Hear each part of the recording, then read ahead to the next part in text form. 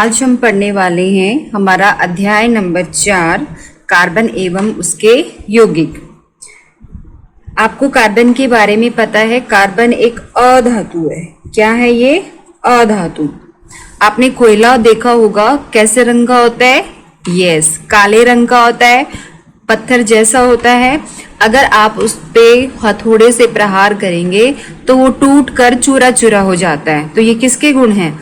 अधातु के। और इसका प्रतीक होता है सी।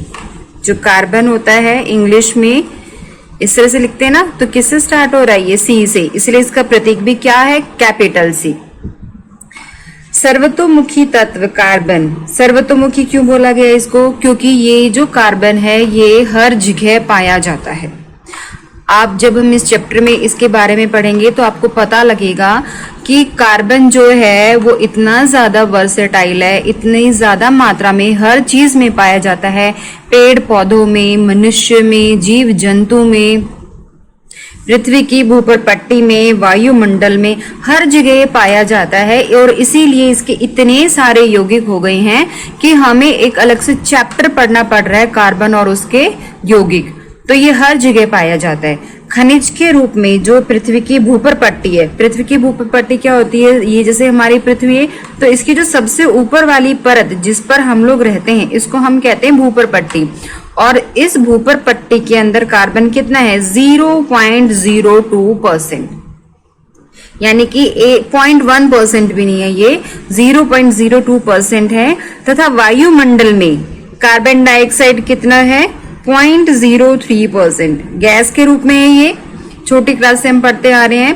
कार्बन डाइऑक्साइड के रूप में कार्बन कितना प्रेजेंट है वायुमंडल में?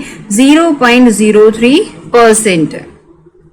सभी सजीवों, पौधे और जंतुओं का शरीर कार्बन यौगिकों का बना हुआ है। ये मैंने अभी आपको बताया था कि ये सर्वतोमुखी है, हर चीज में पाया जाता है। जो हमारा शरीर है बहुत सारे यौगिकों से मिलके बना हुआ है। हम जो भोजन खाते हैं जैसे कार्बोहाइड्रेट है, उसमें ग्लूकोज का फॉर्मूला आपको पता है ना, पढ़ चुके हम पिछले चैप्टर्स में। C6H12O6 ये ग्लूकोज है। तो आप देखोगे इसमें कार्बन के 6 यौगिक हैं। ऐसे ही हमारे शरीर के जो मोस्टली पदार्थ हैं वो चीजें किसकी बनी हुई हैं? कार्बन के यौगिकों से बनी हुई हैं। नेक्स्ट अब हम पढ़ेंगे कि जो कार्बन है वो सहसंयोजी आबंध बनाता है। तो देखो, हमें पता है कार्बन की परमाणु संख्या कितनी होती है? 6 होती है। और हमने 9वीं कक्षा में पढ़ा था कि जो इलेक्ट्रॉन्स होते हैं जब हम उसका विन्यास करते हैं तो सपोज ये बीच में कार्बन का नाभिक है, ये पहला कोश है, इसको हम क्या बोलते हैं? के। ठीक है, ये के कोश है और के बाहर दूसरा कोश कौन सा आएगा? एल। तो आप देखो इसके पास 6 हैं इलेक्ट्रॉन। तो पहले कोश में कितनी क्षमता है? उसमें कितने इलेक्ट्रॉन जा सकते हैं? केवल 2। तो के कोश में कितने इलेक्ट्रॉन्स हो गए? इसमें 2 हो गए। अब 6 में से 2 तो के कोश में चले गए, बच गए कितने? 4। तो ये जो 4 इलेक्ट्रॉन्स हैं ये किस में जाएंगे? ये एल कोश में जाएंगे। तो एल के अंदर कितने आ गए? 4 आ गए। तो इसलिए जब हम कार्बन का इलेक्ट्रॉनिक विन्यास लिखते हैं, 6 यहाँ पे इसकी परमाणु संख्या दिखा रहा है। के कोश में कितने इलेक्ट्रॉन्स होते हैं? 2। और एल कोश में कितने होते हैं? 4। अब देखो सबसे बाहरी कोश कौन सा है? इसमें एल कोश है। एल कोश में कितने इलेक्ट्रॉन्स हैं? 4। और कोई भी तत्व अपने को स्थायी करने के लिए क्या करता है? सबसे बाहरी कोश के अष्टक को पूर्ण करना चाहता है, यानी उसको यहाँ पे 8 इलेक्ट्रॉन्स चाहिए तो वो स्थायी हो जाएगा, उसको जो है नोबल गैस का विन्यास प्राप्त हो जाएगा। अगर यहाँ पे उसको 8 इलेक्ट्रॉन्स चाहिए कार्बन को, तो इसके पास 4 है, तो इसके पास क्या ऑप्शन है? या तो वो 4 इलेक्ट्रॉन किसी से ले ले, या वो 4 इलेक्ट्रॉन को भी त्याग दे। 4 इलेक्ट्रॉन ले लेगा तो टोटल 8 हो जाएंगे, और इन चारों को भी त्याग देगा तो यहाँ पे 0 हो जाएगा और उसके पास सिर्फ के कोश में 2 इलेक्ट्रॉन रह जाएंगे। ठीक है, तो अब इसी से हमें पता लग रहा है कि संयोजकता कितनी है। कार्बन की जो संयोजकता है यहाँ पे बताओ कितनी है? बताओ बेटा। तो हम किससे पता लगते हैं? बाहरी कोश में कितने इलेक्ट्रॉन्स है, उससे हमें संयोजकता का पता लगता है। तो हमने देखा था ना 1 से 4 तक अगर इलेक्ट्रॉन है तो हम वही संयोजकता मानते हैं। सपोज किसी के बाहरी कोश में 1 इलेक्ट्रॉन है तो उसकी संयोजकता 1 है, 2 है तो 2 है, 3 है तो 3 और 4 है तो 4।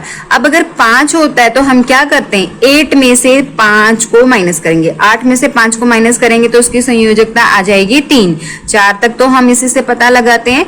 अगर इससे ज्यादा हो जाता है, 5, 6, 7 और 8 है अगर बाहरी कोश में, तो हम 8 में से माइनस करते हैं। तो अब इससे हमें क्या पता चल रहा है कि कार्बन की संयोजकता कितनी है, 4 है। ठीक है, इस संयोजकता से ही अब हमें पता चलेगा कि कार्बन जो है वो किस प्रकार का आबंध बनाएगा। कार्बन की संयोजकता 4 होती है, इसीलिए हम इसको बोलते हैं चतुर संयोजी। ठीक है, चतुर मीन्स 4, क्योंकि इसकी संयोजकता 4 है तो इसलिए इसे चतुर संयोजी बोला जाता है। अब देखो यहाँ पे हमने डिस्कस किया था कि इसके पास 2 ऑप्शन है, या तो 4 इलेक्ट्रॉन्स को ग्रहण कर ले या 4 इलेक्ट्रॉन्स को त्याग दे। अब देखो क्या प्रॉब्लम होती है इसके साथ, जब ये 4 इलेक्ट्रॉन्स को ग्रहण कर लेता है तो टोटल इसके पास अब कितने इलेक्ट्रॉन्स हो जाएंगे, के कोश में 2 और 4 इसके पास एल में पहले से ही थे और 4 और आ जाएंगे, तो टोटल हो गए 8। यानी कि इलेक्ट्रॉन्स टोटल कितने हो गए इसके पास, 10 इलेक्ट्रॉन्स हो गए। लेकिन इसके जो सेंटर में नाभिक में प्रोटॉन्स होते हैं, तो हमने पढ़ा था जितने बाहर इलेक्ट्रॉन्स होते हैं नाभिक में उतने ही प्रोटॉन्स होते हैं। ये हम 9th क्लास में पढ़ चुके हैं कि जितने इलेक्ट्रॉन्स होते हैं बाहरी कोश में उतने ही इलेक्ट्रॉन्स होते हैं। यानी कि इसके पास 6 इलेक्ट्रॉन है तो 6 ही प्रोटॉन है। तो प्रोटॉन नाभिक में कितने, 6 प्रोटॉन है, यानी कि 6 धन आवेश है। और उसके बाद जब ये और इलेक्ट्रॉन्स ग्रहण कर लेगा तो टोटल इसके पास 2 तो यहाँ हो जाएंगे और बाकी कितने हो जाएंगे बाहरी कोश में 8। तो 6 इलेक्ट्रॉन्स जो 6 प्रोटॉन्स हैं वो 10 इलेक्ट्रॉन्स को संभाल नहीं पाते, उनको होल्ड नहीं कर पाते, क्योंकि हमने पढ़ा था जो धन आवेश है ऋण आवेश को अपनी तरफ आकर्षित करता है। लेकिन जो 6 प्रोटॉन है वो 6 इलेक्ट्रॉन्स को तो आकर्षित कर लेंगे, जो 4 एक्स्ट्रा इलेक्ट्रॉन्स इसके पास आ गए हैं ये उसको संभाल के रख पाने में सक्षम नहीं है, उनको धारण करना इसके लिए मुश्किल हो जाता है। इसीलिए वो 4 इलेक्ट्रॉन्स ग्रहण करने के ऑप्शन को त्याग देगा। यानी कि 4 इलेक्ट्रॉन्स ग्रहण करके वो क्या नहीं करेगा, अगर इलेक्ट्रॉन्स ग्रहण करते हैं तो उस पे कैसा आवेश आ जाता है, ऋण आयन वाला, यानी कि C4 माइनस ऋण आयन बनाने का ऑप्शन उसके पास नहीं है, वो उसको त्याग देगा। अब दूसरे ऑप्शन पर हम देखते हैं कि वो 4 इलेक्ट्रॉन्स को ही त्याग दे। ठीक है, 4 इलेक्ट्रॉन्स त्यागेगा तो क्या बन जाएगा, C4 प्लस धन आयन बनाएगा। अब ऐसा करने में उसे क्या चाहिए, हर इलेक्ट्रॉन को त्यागने के लिए उसे एनर्जी खर्च करनी पड़ेगी। एक इलेक्ट्रॉन को त्यागा, कुछ मात्रा में एनर्जी खर्च हुई, दूसरे को त्यागने में और अधिक एनर्जी लगती, तीसरे को त्यागने में उससे भी अधिक लगेगी और चौथे को भी त्यागने में और अधिक एनर्जी लगेगी। क्यों लग रही है एनर्जी, क्योंकि उसके जो 6 प्रोटॉन है वो उसको अपने साथ बांधे हुए हैं, आकर्षित किए हुए हैं। तो उसके लिए 4 इलेक्ट्रॉन्स को लूज करना, त्यागने के लिए बहुत अधिक मात्रा में ऊर्जा की आवश्यकता पड़ती है, तो ये भी उसके लिए पॉसिबल नहीं है। तो वो धन आयन भी नहीं बनाता।